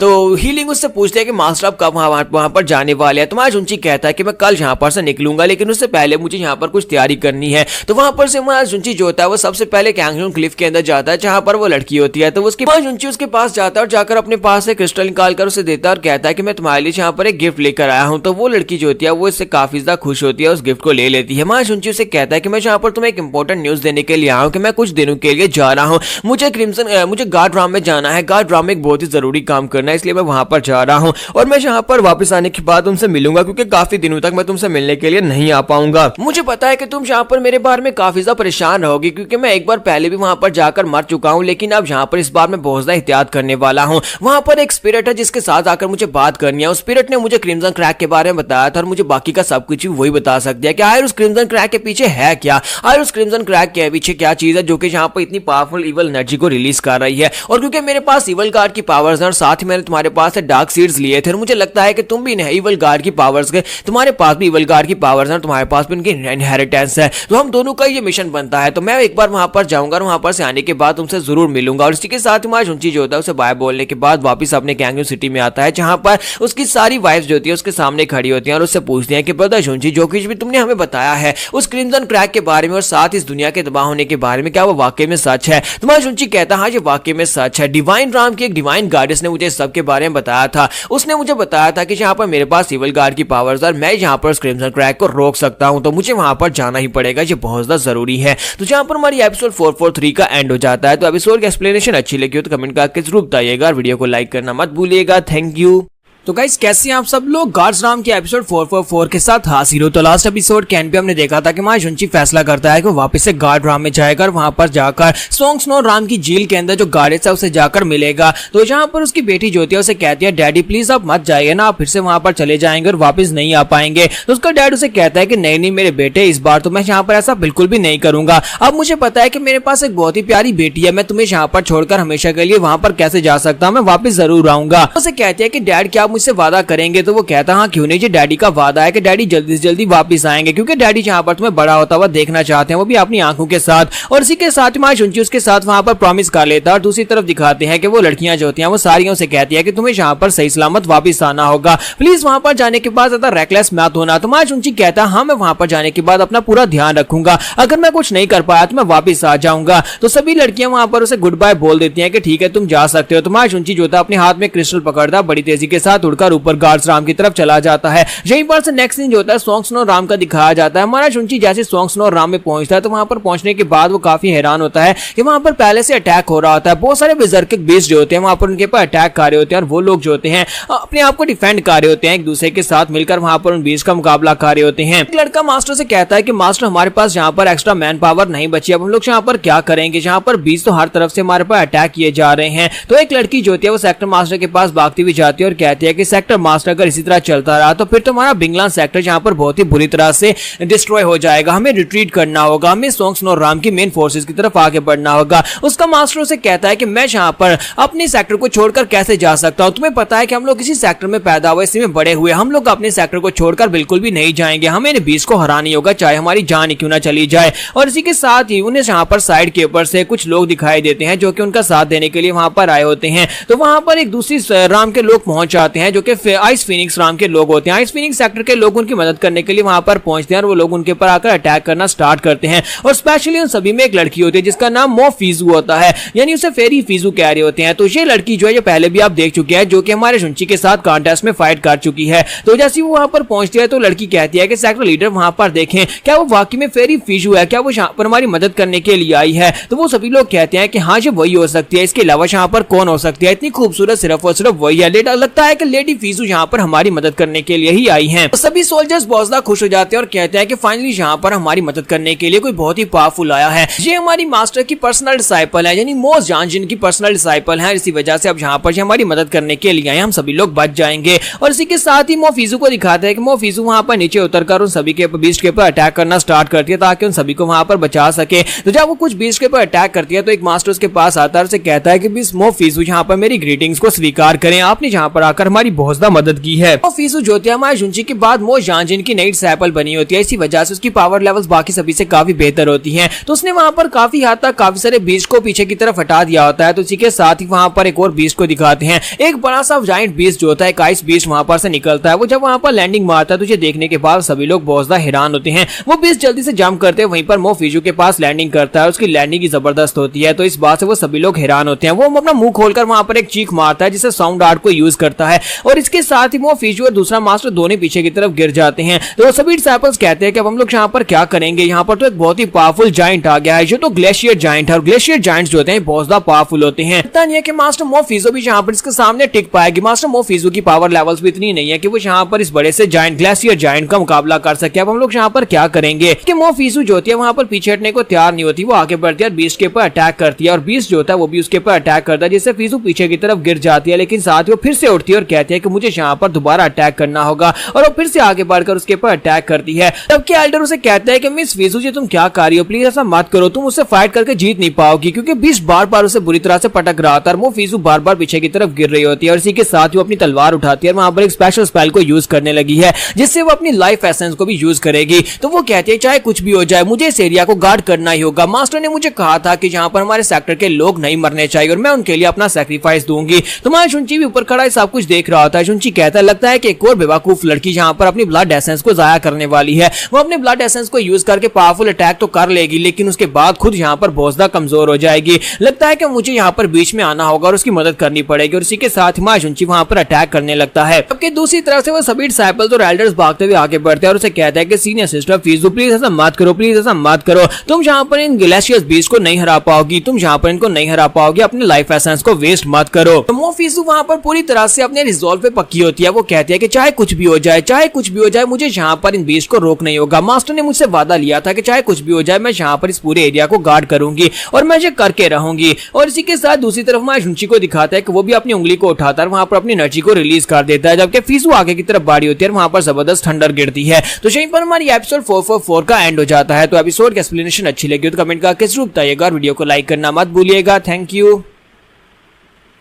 तो गाइस कैसे हैं आप सब लोग। गार्ड्स राम की एपिसोड 445 के साथ हाजिर हो। तो लास्ट एपिसोड कैन पे हमने देखा था कि हमारा जुंची भी वहां पर एक तरफ से अपनी पावर्स को रिलीज करता है, दूसरी तरफ से इस फीजू वहां पर अपनी पावर्स को रिलीज कर रही होती है। वो अपने लाइफ एसेंस को यूज करने वाली होती है ताकि वहां पर उन बीस्ट के साथ मुकाबला कर सके, उन ग्लेशियर बीस्ट को हरा सके। लेकिन इसी के साथ जब अपनी पावर्स को रिलीज कर रही होती है उसी के साथ उनके ऊपर ठंडर गिरती है और दोनों बीस्ट वहीं पर मर जाते हैं। जैसे वो दोनों बीस्ट वहां पर मर जाते हैं, फीजू भी इस बात से काफी हैरान होती है और बाकी के सभी लोग भी इस बात से काफी ज्यादा हैरान हो जाते हैं और कहते हैं कि ये क्या हुआ, अचानक से यहाँ पर इन मॉन्स्टर्स को क्या हुआ। दोनों ही आइसबर्ग मॉन्स्टर यहाँ पर अचानक से मर गए और इसी के साथ ही वो लोग साइड के ऊपर देखते हैं तो उन्हें वहां पर माँ जुंची दिखाई देता है। तो सभी लोग उसे रिस्पेक्ट देना शुरू कर देते हैं और कहते हैं लगता है कि इसी सीनियर ने यहाँ पर इनको मारा है। तो जुंची ने अपने चेहरे के ऊपर एक मास्क लगाया होता ताकि वो अपना चेहरा उनको ना दिखाए। तो सीनियर उसके सामने घुटने टेक देते हैं और कहते हैं कि हम लोग यहाँ पर तुम्हें ग्रीट करते हैं सीनियर ब्रदर, तुमने यहाँ पर हमारी जान बचा ली ग्लेशियर बीस्ट को मारकर। जुंची वहां पर नीचे उतरता है और कहता है कोई बात नहीं, ये तो मेरा फर्ज था, मैं यहीं पर से गुजर कर जा रहा था और जहाँ पर आकर मैंने देखा कि तुम लोग मुश्किल में हो। एल्डर उसे कहता है कि सीनियर ब्रदर क्या तुम यहाँ पर हमें अपना नाम बता सकते हो ताकि हम लोग अपनी आने वाली जनरेशन को इस बारे में बता सके, अपने बेनिफैक्टर का नाम बता सके। क्या तुम्हें अपना नाम बताओगे। तुम्हारा जुंची उनको अपना रियल नेम नहीं बताना चाहता, इसी वजह से वो उनसे कहता है कि मेरा नाम जो है वो युनलिंग है, तुम लोग यहाँ पर मुझे युनलिंग कह सकते हो। और इसी के साथ ही वो सभी लोग उसे युनलिंग युनलिंग कहना शुरू कर देते हैं और साथ ही उसके नाम के नारे लगा रहे होते हैं कि युनलिंग ने उनकी जान बचा ली। फीजू उसका नाम सुनने के बाद काफी हैरान होती है, लेकिन उसे यहाँ पर उसकी प्रेजेंस जो होती है काफी ज्यादा अलग महसूस हो रही थी क्योंकि जुंची ने अपनी प्रेजेंस को भी हाइड किया होता है। तो वो सभी लोग उसे कहते हैं कि आपका बहुत बहुत शुक्रिया सीनियर युनलिंग, आपने यहाँ पर आकर हमारी जान बचा ली है। तो इसी के साथ ही एल्डर जो होते हैं उसे कहता है कि सीनियर ब्रदर युनलिंग हमारे साथ हमारे सिटी के अंदर आओ ताकि हम लोग तुम्हारी मेहमान नवाजी कर सके। तुमने हमारी जान बचाई और आज यहाँ पर तुम हमारे ऑनररी गेस्ट रहोगे। तुम्हारा जुंची उनसे कहता है कि नहीं नहीं, मैं यहाँ पर नहीं रुक सकता, मुझे यहाँ पर से आगे जाना है क्योंकि और भी लोगों को मेरी मदद की जरूरत पड़ सकती है। और इसी के साथ ही दिखाते हैं कि वहां पर जबरदस्त रोड की आवाज आती है तो उन ग्लेशियर बीस्ट का किंग वहां पर अपीयर हुआ था। वो एक बहुत ही बड़ा सा चाहे भालू है यहाँ पर क्या चीज है, लेकिन वो काफी ज्यादा पावरफुल लग रहा होता है। जैसे वहां पर आने के बाद वो अपनी रोड लगाता है तो सभी लोग वहीं पर डर के मारे नीचे गिर जाते हैं क्योंकि वो एक बहुत ही पावरफुल बीस्ट होता है, ग्लेशियर बीस्ट का भी मास्टर होता है, इसी वजह से वो सभी बीस्ट का किंग होता है। तुम्हारा जुंची कहता है ये तो बहुत ही बुरा है, यहाँ पर तो सभी के सभी बीस्ट का किंग आ गया है और ये काफी ज्यादा पावरफुल होने वाला है, ये बाकी के सभी बीस्ट को भी कंट्रोल कर सकता है, लेकिन लगता है कि ये बेजर्क नहीं है, यानी कि ये यहाँ पर होश में है। तुम्हारा जुंची उन सभी लोगों से कहता है कि तुम सभी लोगों को यहाँ पर से निकल कर जाना होगा, सभी लोग यहाँ पर से जाओ और मैं जाकर उस बीस्ट के साथ निगोशिएट करने की कोशिश करता हूँ। मुझे पता है किस तरह के बीस्ट के पास अपनी कॉन्शियसनेस होती है और वो बात कर सकते हैं। इसके साथ ही वो सभी लोग जो होते हैं वहां से भागना स्टार्ट करते हैं, जबकि हमारा जुंची बड़ी तेजी से आगे बढ़ता है और फीजू से कहता है कि मो फीजू तुम मेरे साथ आओ, हम दोनों जाकर उससे बात करते हैं। अगर उससे नेगोशिएशन फेल होगी तो फिर हम सभी लोग यहाँ पर मरने वाले हैं क्योंकि वो काफी ज्यादा स्ट्रॉन्ग लग रहा है। और इसी के साथ ही हमारा जुंची और मो फीजू दोनों वहां पर उस बड़े से बीस्ट किंग के पास जाते हैं। जाते वक्त हमारा जुंची सभी लोगों से कहता है कि मैं वहां पर जाकर उस बीस्ट किंग के साथ बात करूंगा, अगर वो यहाँ पर निगोशिएशन में टाइम लेता है तो मैं यहाँ पर तुम सभी लोगों को बचा लूंगा, लेकिन अगर वो यहाँ पर निगोशिएट नहीं करता तुम सभी के पास सिर्फ 10 सेकंड्स होंगे, 10 सेकंड्स के अंदर तुम सभी को यहाँ पर से दूर भाग कर जाना होगा, मैं इससे ज्यादा उसे रोक नहीं पाऊंगा। और इसी के साथ ही वो लोग उसके सामने वहां पर पहुंच जाते हैं। वहां पर पहुंचने के बाद वो फीजू से कहती है कि तुम्हें वाकई में लगता है कि तुम्हारी बात सुनेगा। और वहां पर पहुंचने के बाद बीस्ट किंग जो होता है उसे कहता है कि इंसान क्या तुम्हें लगता है कि यहाँ पर तुम मेरे साथ निगोशिएट कर सकते हो। तुम्हारा जुंची उसे कहता है कि देखो हमारी बात सुनो, जहाँ पर जो कुछ भी हुआ है तुम उसको गलत समझ रहे हो, तुम जहाँ पर हमारे इस छोटे से सिटी के ऊपर अटैक करने के लिए क्यों आए हो, क्योंकि स्नो के अंदर जितने भी बीस्ट हैं सभी के तुम किंग हो, तुम्हें यहाँ पर बिल्कुल भी हमारे इंसानों के ऊपर अटैक करने के लिए नहीं आना चाहिए था। जबकि बीस्ट किंग उसे कहता है कि तुमने मेरे बहुत सारे ग्लेशियर बीस्ट की जान ली है, जहाँ पर इतने सारे बीस्ट मरे पड़े हैं वो सब कुछ तुम लोगों ने किया है और मैं तुम्हें कैसे जिंदा छोड़ सकता हूँ, मैं यहाँ पर उनका बदला लेने के लिए आया हूँ। तुम्हारा जुंची उसे कहता है कि तुम यहाँ पर बदला लेने के लिए आया तो फिर तुम यहाँ पर पहले क्यों नहीं निकल कर आया, तुम यहाँ पर इसकी सिचुएशन को पहले भी देख सकते हो कि ये सभी बिजर्क होकर हम इंसानों के ऊपर अटैक कर रहे थे, इसी वजह से हमने यहाँ पर ये किया है। बीस्ट किंग उसे कहता है कि तुम्हारी हिम्मत तो देखो कि तुम यहाँ पर हमारे सामने सवाल कर रहे हो। जुंची उसे कहता है कि सीनियर प्लीज शांत हो जाएं, यहाँ पर पहले हमारी बात तो सुन लें। इसलिए कई सौ सालों से यहाँ पर इंसान और बीस्ट हमेशा से यहाँ पर बहुत ही हार्मोनी के साथ रहते रहे, हमने कभी तुम्हारे किसी बीस्ट को नहीं मारा और आज यहाँ पर तुम्हारे बीस्ट ने पहले आकर हम इंसानों के ऊपर अटैक किया, जिसकी वजह से हम इंसानों को मजबूरन उनको मारना पड़ा अपनी जान बचाने के लिए। तो यहाँ पर अगर देखा जाए तो ये गलती तुम्हारे बीस्ट लोगों की और साथ ही तुम्हारी है कि तुम उन सभी बीस्ट को कंट्रोल नहीं कर पाए। तो ये बात सुनने के बाद बीस्ट किंग जो होता है वो काफी ज्यादा गुस्सा हो जाता है और कहता है कि यहाँ पर हमारी कोई गलती नहीं है, सिर्फ और सिर्फ तुम्हारी गलती है और तुम लोग यहाँ पर मरोगे, मैं तुम सभी लोगों से बदला लूंगा। करूंगा। मेरे जितने बीस्ट मरे हैं उन सभी की मौत का बदला मैं यहाँ पर तुम सभी को मार कर लेने वाला हूँ। जबकि हमारा शुंची उसे कहता है कि मुझे लगता है कि तुम एक डरपोक इंसान हो, डरपोक बीस्ट हो, क्योंकि अगर तुम यहाँ पर इतने बहादुर होते तुम पहले यहाँ पर निकलकर क्यों नहीं आए जब हम लोग यहाँ पर तुम्हारे 20 साथियों को मार रहे थे। अगर तुम्हारे क्लैन के लोग यहाँ पर मार रहे थे तुम्हें उसी वक्त निकलकर आकर हमसे फाइट करनी चाहिए थी। ये बात सुनने के बाद बीस्ट किंग और भी ज्यादा गुस्सा हो जाता है और कहता है कि तुम्हारी हिम्मत कैसे भी यहाँ पर मुझे डरपोक कहने की, और साथ ही वहां पर वो दोनों के ऊपर अटैक करता है। तुम्हारा शुंची और फीजू दोनों वहां पर साइड के ऊपर जंप करते हैं और उसके अटैक को अवॉइड करते हैं। तुम्हारा शुंची कहता है कि ये तो बहुत ही मुश्किल हो जाएगी, मैं अपनी फुल पावर को यूज नहीं कर सकता, क्योंकि यहाँ पर अगर फुल पावर को यूज किया सभी को मेरे ओरिजिन के बारे में पता चल जाएगा कि मैं कौन हूँ, और इसी वजह से मुझे यहाँ पर से इन सभी लोगों को भगाना होगा ताकि ये सभी लोग यहाँ पर से दूर चले जाएं। बीस्ट किंग इसी के साथ ग्राउंड के ऊपर पंच मारता है तो नीचे की आइस टूट जाती है और हमारा शुंची और फीजू दोनों वहां पर उन आइस के टुकड़ों के ऊपर, और इसी के साथ ही बीस्ट किंग आगे बढ़कर उनके ऊपर अटैक करना स्टार्ट कर देता है। तो हमारा शुंची यही सोच रहा था कि अब मैं यहाँ पर क्या करूंगा, मैं यहाँ पर अपनी रियल आइडेंटिटी किसी को बता नहीं सकता, क्योंकि अगर पावर्स को रिलीज किया तो रियल आइडेंटिटी शो हो जाएगी। और इसी के साथ ही दिखाते हैं कि बीस्ट किंग के ऊपर फायर के साथ अटैक होता है, कोई उसके दोनों बाजू के ऊपर अटैक करता है जिससे उसके दोनों बाजू जो होते हैं वो कट जाते हैं। दोनों बाजू कटने के बाद बीस्ट किंग जो होता है वहां पर कमजोर पड़ जाता है। शुंची साइड के ऊपर देखता है और कहता है कि अब यहाँ पर कौन आया है, तो यहाँ पर उसका ब्रदर पोजुन आ जाता है। तो पोजुन आने के बाद अब उस बीस्ट के साथ फाइट करना स्टार्ट करता है। थोड़ी देर के बाद अपनी फायर पावर्स के साथ उस बीस्ट को सबड्यू कर देता है, शायद बीस्ट यहाँ पर मर जाता है। और सबके हमारा शुंची जो होता है वो पोजुन की तरफ देखकर महसूस करता है कि इसकी पावर लेवल जो है वो तो लॉर्ड लेवल पर पहुंच चुकी है। तो वो कहता है ये क्या, ये तो गॉड लेवल पर पहुंच भी चुका है। एल्डर जो होते हैं वो पोजुन को देखने के बाद से कहते हैं कि अब ये लड़का कौन है। तुम्हारा शुंची वहां पर नीचे उतरता है और फिर फीजू से कहता है कहीं तुम्हें कोई चोट तो नहीं लगी। तो वो कहती है नहीं मुझे कोई चोट नहीं लगी। जबकि हमारा शुंची सोच रहा था लगता है कि इन दोनों में कोई खिचड़ी पक रही है। और इसी के साथ ही पोजुन जो होता है वहां पर हमारे शुंची से पूछता है कि अब ये सीनियर ब्रदर कौन है। तुम्हारा शुंची से अपने बारे में बताता है और कहता है कि मेरा नाम लिंग जुन है। कौन हो? तुम्हारा शुंची से ये नहीं बताना चाहता कि मुझे पहले तुम्हारे बारे में पता है। तो इसी के साथ ही पोजुन से अपना इंट्रोडक्शन देते हुए बताता है कि मैं फ्लेम गार्ड राम से हूँ, मेरा नाम पोजुन है। इसके साथ ही उसे कहता है कि तुमने यहाँ पर हमारी फेरी फीजू की जान बचाई है, तो मैं यहाँ पर तुम्हारा बहुत ज्यादा ग्रेटफुल हूँ, तुम्हारा बहुत बहुत शुक्रिया मेरी फेरी फीजू की जान बचाने के लिए। और बाकी के सभी सिटी के लोग भी जो होते हैं वो सभी लोग वहां पर पोजुन को थैंक यू बोलते हैं कि उसने यहाँ पर आकर उन सभी की जान बचा लिया। तो सभी लोग वहां पर उसे कह रहे होते हैं कि तुम्हारा बहुत बहुत शुक्रिया। जबकि पोजुन कहता है कोई बात नहीं, यहाँ पर मैंने तुम्हारी जान नहीं बचाई बल्कि सीनियर ब्रदर ने तुम्हारी जान बचाई है, यानी लिंगजू ने तुम्हारी जान बचाई है। और यहाँ पर हमारी एपिसोड 445 का एंड हो जाता है। तो एपिसोड की एक्सप्लेनेशन अच्छी लगी हो तो कमेंट करके जरूर बताइएगा और वीडियो को लाइक करना मत भूलिएगा। Thank you.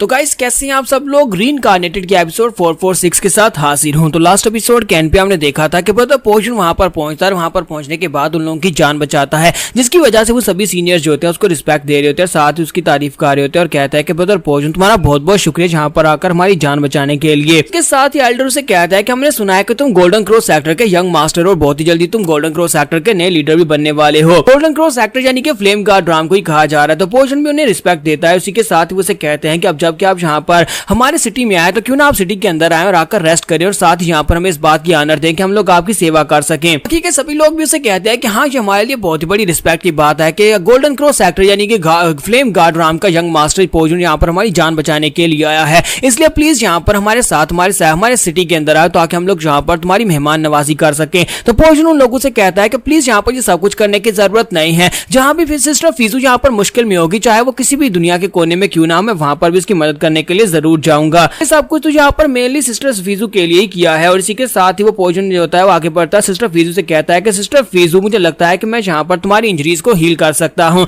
लेकिन मुझे यहाँ पर तुम्हारी मदद करने दो। जबकि फीजू गुस्से के साथ उसे कहते हैं कि नहीं, सबकी जरूरत नहीं है, मुझे यहाँ पर तुम्हारी मदद की जरूरत नहीं है। कि हमारा शुंची वहां पर खड़ा खड़ा सोच रहा था कि मुझे लगता है कि ये लड़का वाकई में यहाँ पर सिस्टर फीजू के प्यार में पड़ गया है, ये तो यहाँ पर वाकई में इसके ऊपर लाइनें मार रहा है, लेकिन सिस्टर फीजू जो है उसके अंदर इसके लिए कोई भी फीलिंग्स नहीं है, इसे गिव अप कर देना चाहिए। सिस्टर फीजू वाकई में से कह देती है कि नहीं, मुझे यहाँ पर तुम्हारी जरूरत नहीं, और साथ ही उसके सामने एक आइस बैरियर क्रिएट करती है और कहती है कि यहाँ पर मुझसे दूर रहो, मैं यहाँ पर खुद अपने आप को हील कर सकती हूँ, मुझे यहाँ पर तुम्हारी बिल्कुल भी जरूरत नहीं है और मैं नहीं चाहती कोई यहाँ पर मुझे डिस्ट्रैक्ट करे। और क्या तुम्हें जाकर अपनी फ्लेम गार्ड राम के लोगों को नहीं बचाना? क्या वहां पर बेजर्किक बीस्ट ने अटैक नहीं किया? तो वो से कहता है कि फेरी फीजू तुम्हें बचाना यहाँ पर मेरे लिए पूरी की पूरी फ्लेम गार्ड राम को बचाने के बराबर है, इसी वजह से मैं यहाँ पर तुम्हें बचाने के लिए आया हूँ।